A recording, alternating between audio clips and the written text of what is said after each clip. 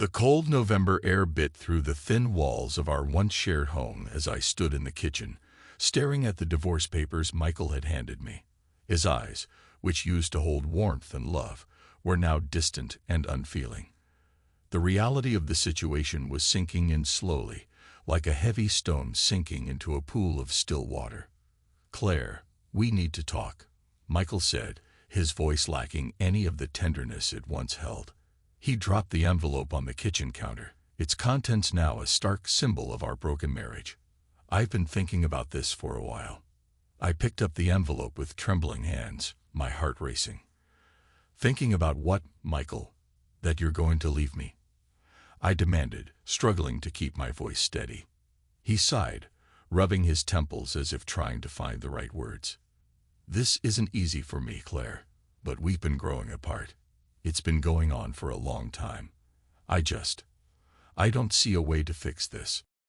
I glanced at the papers inside, noting the stipulation for $1,000 monthly alimony. "And what's this about?" "You're asking me to pay you alimony."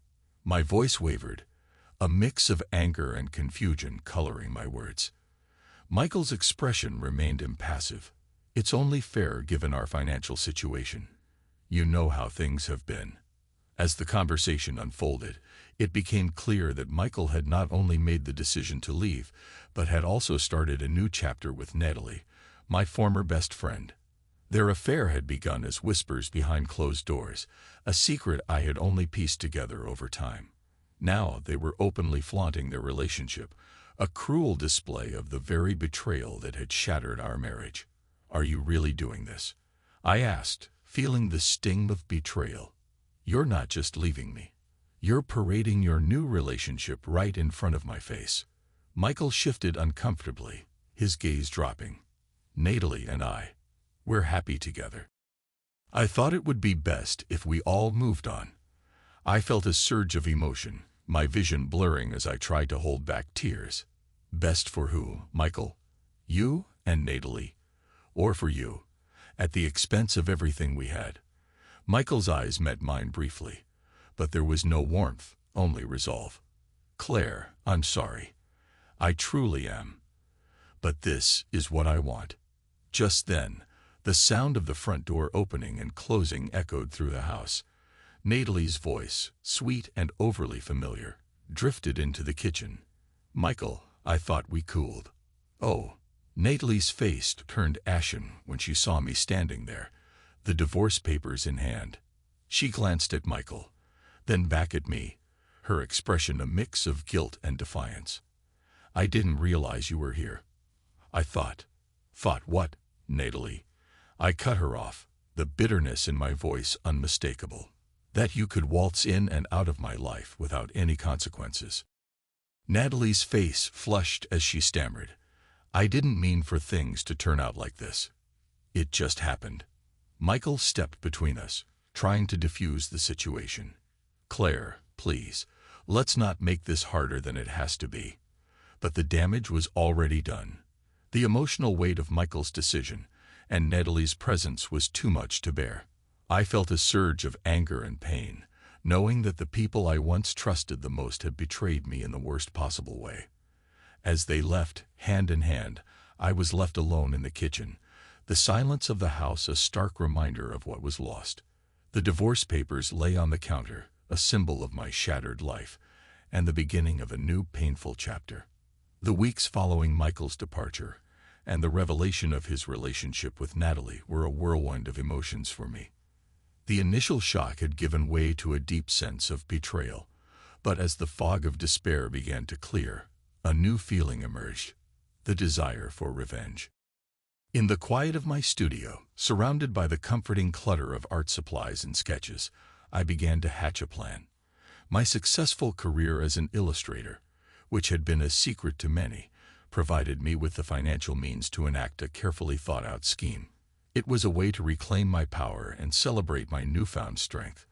I flipped through my sketchbook, the pages filled with detailed illustrations of my ideas.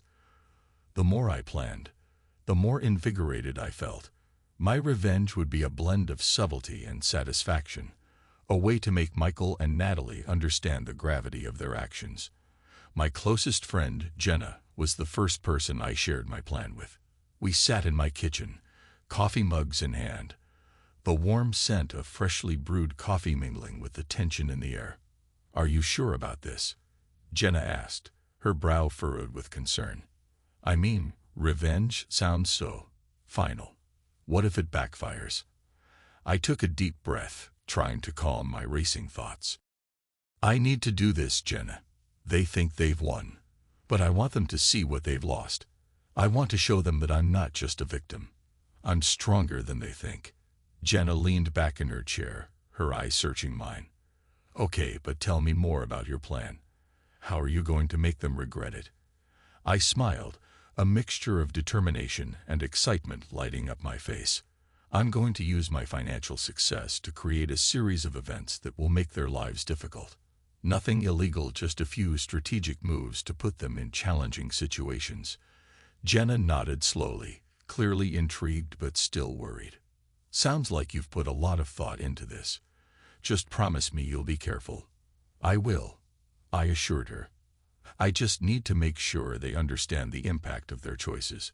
My first move was to target Natalie's career. As an aspiring interior designer, Natalie had recently started her own business. I knew that a well-placed review could significantly impact her client base. I reached out to a few contacts in the industry and carefully crafted a review that, while truthful, highlighted her flaws and lack of experience. A few days later, I received a call from Jenna. Her voice was laced with both excitement and apprehension. "Claire, I heard that Natalie's business is struggling. Is it related to your review?" I chuckled, a sense of satisfaction bubbling up. "It's possible. I just wanted to make sure she felt some of the consequences of her actions." Jenna's tone softened. "I have to admit, I'm impressed. But remember, revenge can be a double-edged sword." "I know," I said, my voice steady. "I'm prepared for that. I just want them to understand what they've done." The second part of my plan involved Michael. With his new job in a small, struggling company, I decided to use my connections to ensure he faced additional hurdles. I subtly hinted to a few mutual acquaintances about his lack of commitment and professionalism, which slowly began to affect his reputation. One evening, as I was working late on a new illustration, Michael called. His voice was strained, a contrast to the confident demeanor he had shown before.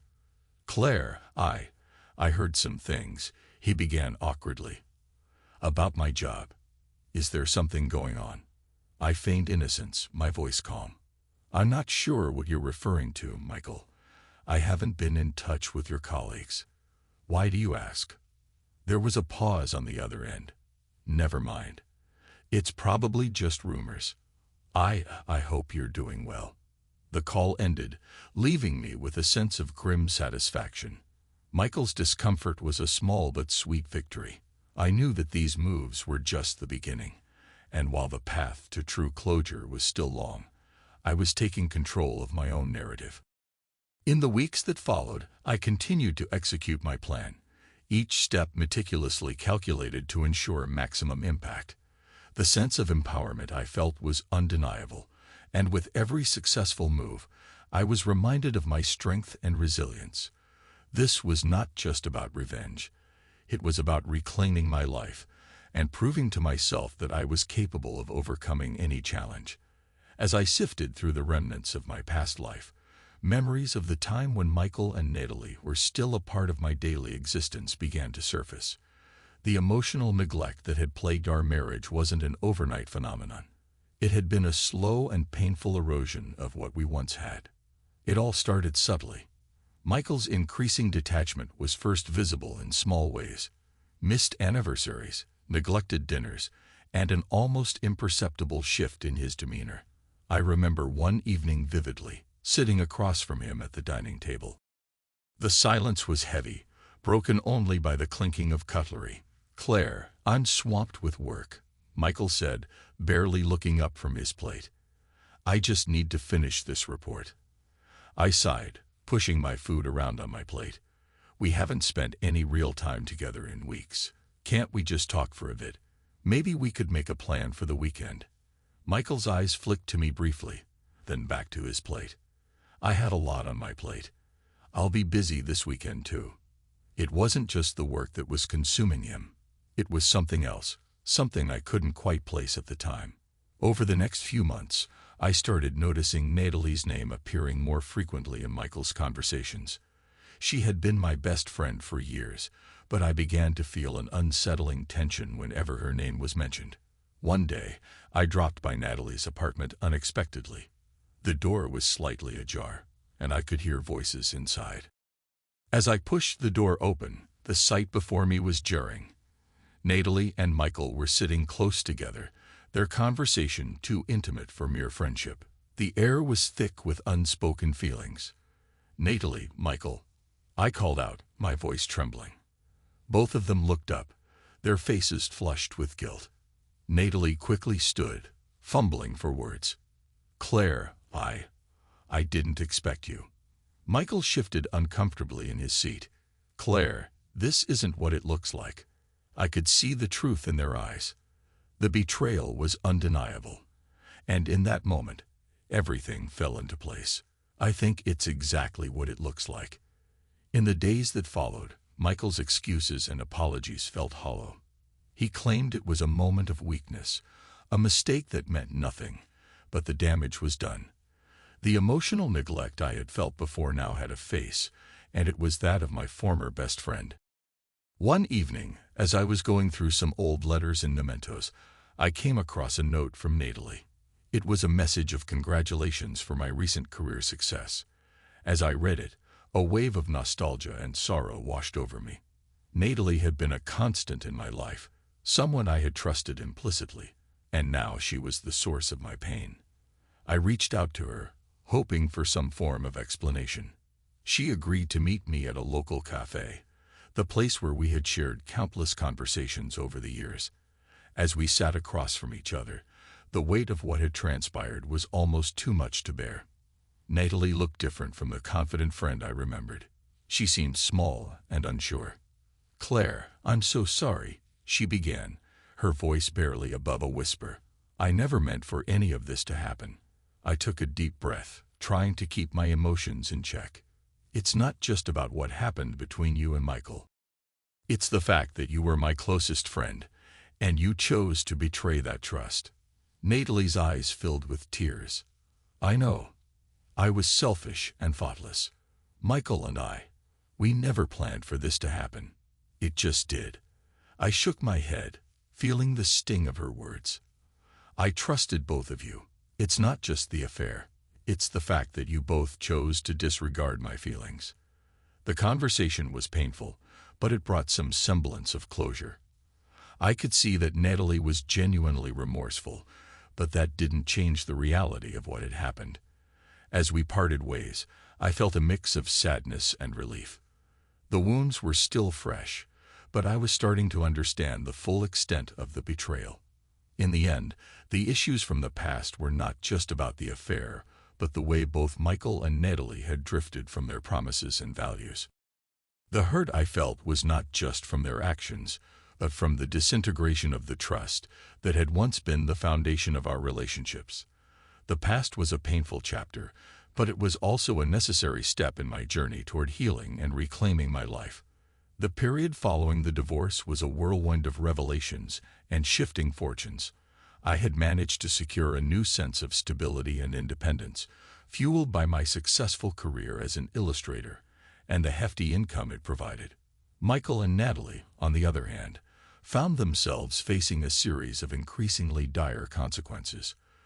The first sign of Michael's struggle came in the form of a message from a mutual acquaintance. A friend from his old office reached out with a grim update. Michael had lost his job. The company, once a high-flying tech firm, was downsizing, and Michael's position was one of the first to go.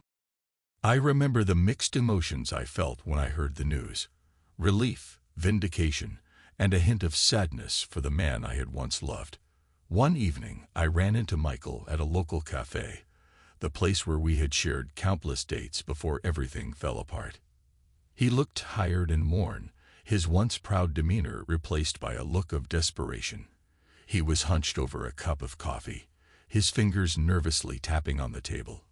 "Claire," he said, his voice carrying a heavy weight. "I didn't expect to see you here." I sat down across from him, my heart pounding. "I heard about your job. I'm sorry things are so tough." Michael's eyes met mine, his expression a mix of shame and frustration. "It's been rough. I didn't think things would get this bad. I thought I could handle it." The conversation that followed was filled with awkward silences and strained pleasantries. Michael spoke about the difficulties of finding a new job, the mounting bills, and his dwindling savings. There was a vulnerability to him now that I hadn't seen before, but it didn't erase the past or the hurt he had caused. Later that week, I received news that Natalie's life was also unraveling. She had faced mounting challenges with her new role, struggling to manage her responsibilities as a single mother. The stress and fatigue had taken a toll on her, and her financial situation had worsened significantly. A mutual friend, Jessica, who had always been close to both Natalie and me, called with an update. "Claire, you might want to know. Natalie's been having a hard time," Jessica said over the phone, her voice tinged with concern. "She's falling behind on her bills, and, well, her custody situation with Adam is getting complicated." Adam, Natalie's new partner, was fighting for custody of their child, citing Natalie's inability to provide a stable environment. It was a bitter twist of fate. Natalie's choices had led her to this precarious position, and the consequences were far-reaching. I decided to reach out to Natalie, partly out of curiosity, and partly to offer a semblance of closure. We met at a park, the same place where we used to sit and dream about our futures. Natalie looked worn out, her usual vibrant demeanor replaced by a weary resignation. "Claire," she greeted me, her voice barely a whisper. "I didn't think you'd come." I took a deep breath, trying to maintain my composure. "I heard about what's happening. I wanted to see how you're doing." Natalie's eyes welled with tears. "It's been really tough. I'm struggling to keep everything together. And now Adam's fighting for custody. I never thought my life would end up like this." I felt a pang of sympathy, but it was mixed with a sense of justice. "It's a tough situation. I know it's hard to hear, but sometimes the choices we make have long-lasting consequences." She nodded, tears streaming down her cheeks. "I know. I've made so many mistakes. I wish things could be different." Our conversation was brief but revealing. Natalie's life had unraveled in ways she hadn't anticipated, and Michael's downfall was a stark reminder of the consequences of their actions. In the weeks that followed, I watched from a distance as their lives continued to spiral. Michael was forced to take a series of low-paying, dead-end jobs to make ends meet, while Natalie faced legal battles and financial difficulties that seemed insurmountable. Their struggles were a harsh reminder of the choices they had made and the impact those choices had on their lives. As for me, I continued to thrive professionally and personally. I had reclaimed my independence and found a renewed sense of purpose. The pain of the past was fading, replaced by a sense of empowerment and justice. Michael and Natalie's struggles were a consequence of their own actions, and while I felt a twinge of empathy, I also knew that their misfortune was a reflection of their decisions. In the end, the revelation of their struggles and the harsh consequences they faced were a poignant reminder of the complex interplay between choices, actions, and their far-reaching impacts. It was a lesson in the cost of betrayal and the price of integrity. In the months following the chaotic aftermath of my divorce and the consequences faced by Michael and Natalie, the final outcomes began to unfold, painting a stark contrast between their deteriorating circumstances and my newfound stability. Michael's downfall, Michael's financial woes continued to mount.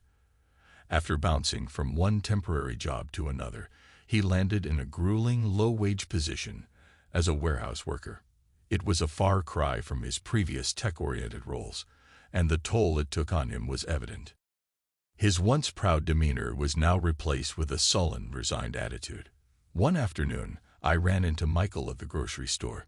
He was pushing a cart filled with discount items, his clothes worn and faded. He seemed surprised to see me, a mixture of discomfort and guilt flashing across his face. "Claire," he said, his voice strained. "How are you?"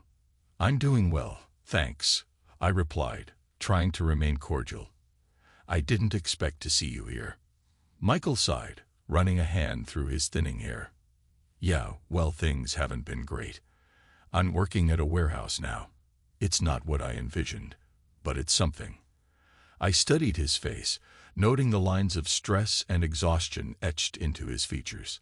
"Sometimes life takes unexpected turns," I said, feeling a pang of sympathy, but also a sense of vindication. "I hope things improve for you."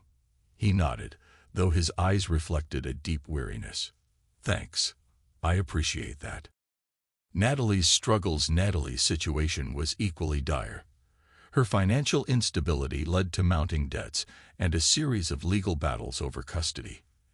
Adam, her former partner, had gained primary custody of their child, citing Natalie's unstable financial situation and erratic lifestyle. It was a bitter twist for Natalie, who had once been so confident about her new life. I decided to check in on Natalie, driven by a mix of curiosity and a desire for closure. We met at a small cafe, far from the glamorous places she once frequented. She looked exhausted, her once vibrant appearance now subdued by the weight of her struggles. "Claire," she greeted me with a forced smile. "I didn't expect you to visit. I wanted to see how you were holding up," I said gently. "I heard about the custody situation and the financial difficulties." Natalie's eyes welled up with tears. "It's been really hard. I thought I had everything under control, but it all fell apart. Adam got custody, and I'm barely scraping by." I took a deep breath, feeling a mix of empathy and satisfaction. It's a tough situation. Sometimes, our choices come with consequences that we didn't anticipate. Natalie nodded, her shoulders slumping. "I know. I wish I had made different choices." Closure and moving on. As the months passed, Michael and Natalie's lives continued to spiral, each facing their own set of challenges and regrets. For me, the focus had shifted from revenge to personal growth and recovery. My career as an illustrator was flourishing, and I was finally able to enjoy the freedom and stability I had longed for. One evening, I received a message from a mutual friend, Jessica, who had been keeping tabs on Michael and Natalie.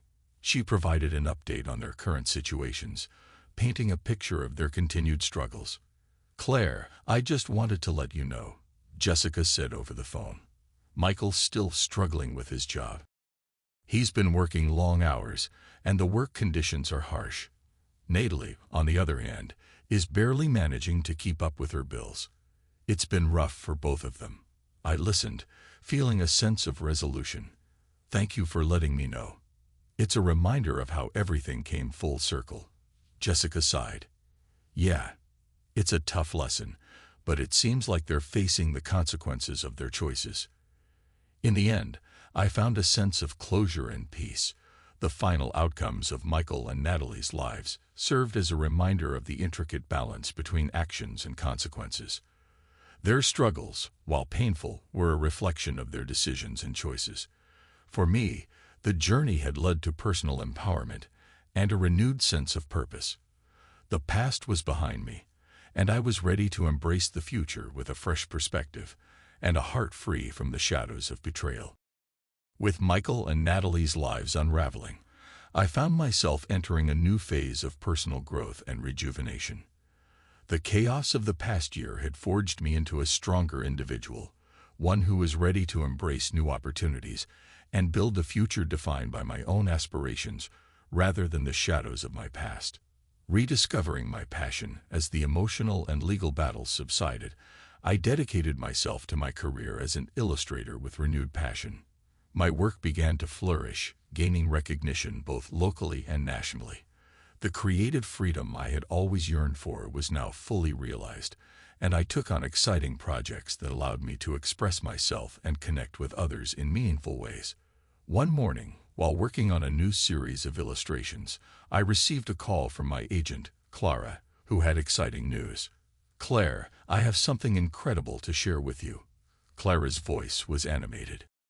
You've been selected for a featured spot in the National Art Expo next month. This is a huge opportunity. I felt a surge of excitement. That's amazing news, Clara. I'm thrilled. Thank you for all your support. Clara laughed. You've earned it. Your work has been outstanding, and this expo will be a great platform for you. As I prepared for the expo, I immersed myself in creating new pieces, each one reflecting my journey of resilience and transformation. The process was therapeutic, allowing me to channel my experiences into something beautiful and impactful. Building new relationships while my career was thriving, I also found myself rebuilding my personal life.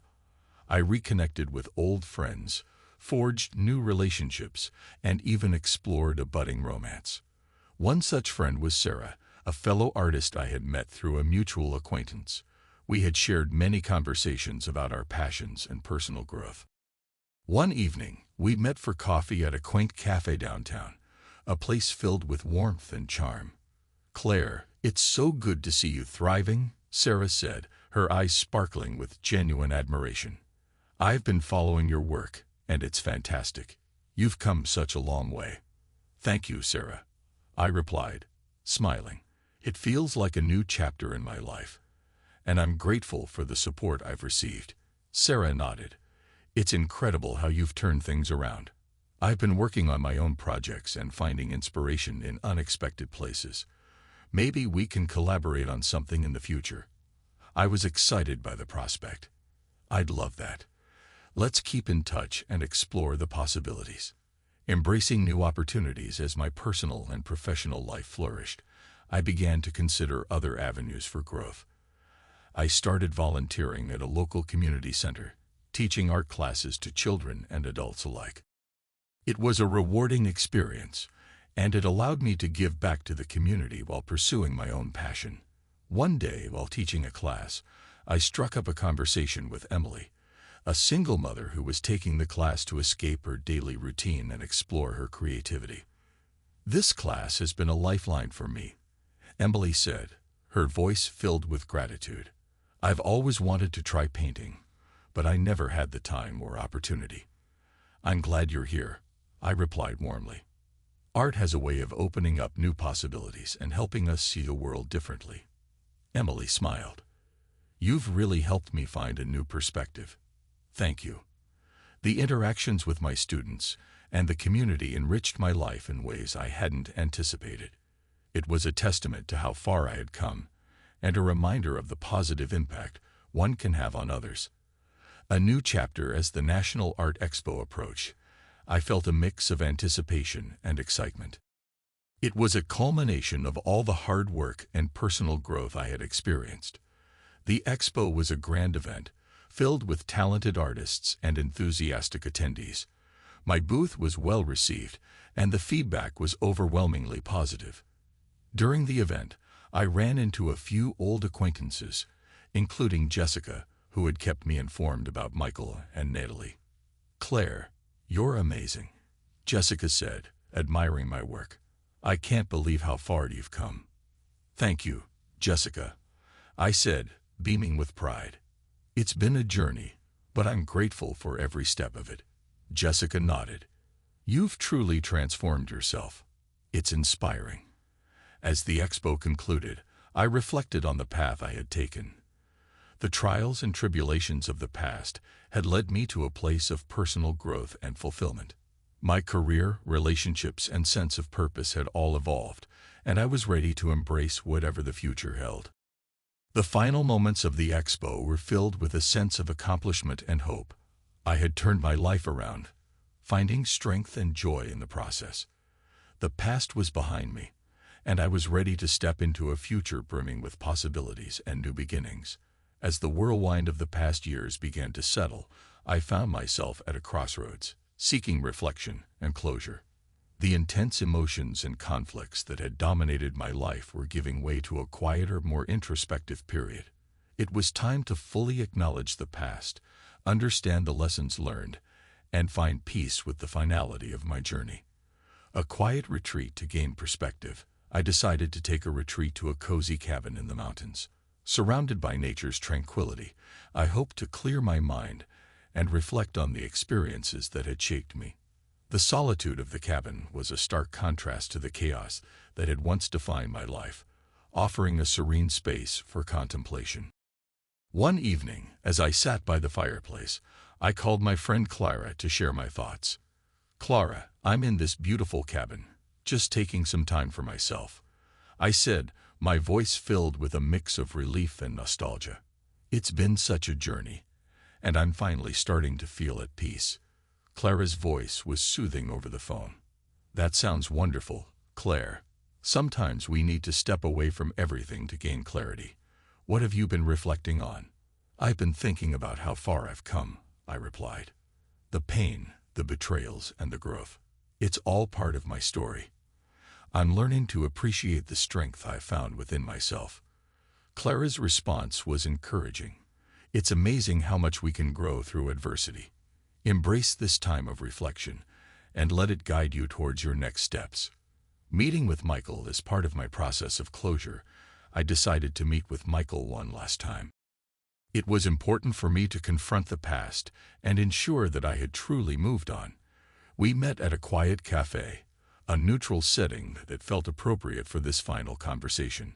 Michael arrived, looking tired and worn. His once confident demeanor seemed diminished, a reflection of the struggles he had faced since our separation. "Claire, thanks for agreeing to meet," Michael said, taking a seat across from me. I wasn't sure what to expect. I offered a polite nod. "I wanted to have this conversation. It's important for me to close this chapter completely." Michael looked away for a moment before speaking. "I know I made mistakes. I was selfish, and I'm sorry for the pain I caused you." "I appreciate your apology," I replied calmly. "I've had time to reflect, and I've come to understand that holding on to anger only hurts me. I'm moving forward, and I hope you find a path to healing as well." Michael's eyes softened. "I hope so too. I've learned a lot from this experience, and I regret the choices I made." Reconnecting with Natalie, I also felt it was important to reach out to Natalie, not to rekindle a friendship, but to address the unresolved feelings that lingered. We met at a park, where we could talk openly in a peaceful setting. Natalie was hesitant at first, but eventually agreed to meet. Her demeanor was a mix of regret and defensiveness. "Claire, I didn't expect this," Natalie said, her voice tinged with apprehension. "I know I hurt you, and I'm truly sorry." "I wanted to talk to you, Natalie," I said, choosing my words carefully. "It's not about placing blame anymore. I've moved on, but I think it's important to acknowledge what happened." Natalie nodded, her eyes filled with remorse. "I've made mistakes too. Losing Michael, seeing my life fall apart. It's been a harsh lesson.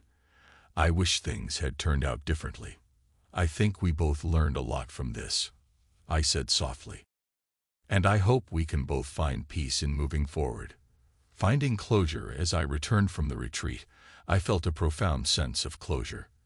The conversations with Michael and Natalie had provided me with the final pieces I needed to fully embrace my new life.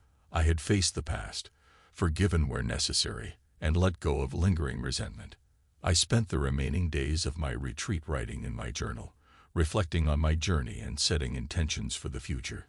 It was a cathartic experience, allowing me to articulate my growth and aspirations. One afternoon, I met with Sarah at a local park, sharing my reflections on the past and my hopes for the future. "I feel like I've finally come to terms with everything," I told Sarah. "It's been a journey, but I'm ready to embrace what's next." Sarah smiled warmly. "You've come so far, Claire. I'm proud of you and excited for the future you're creating for yourself." With a heart full of hope and a spirit renewed, I knew that the final chapter of my story was not about lingering on the past, but about celebrating the present and looking forward to the future. My journey had brought me to a place of strength and self-discovery, and I was ready to step into the next phase of my life with confidence and grace.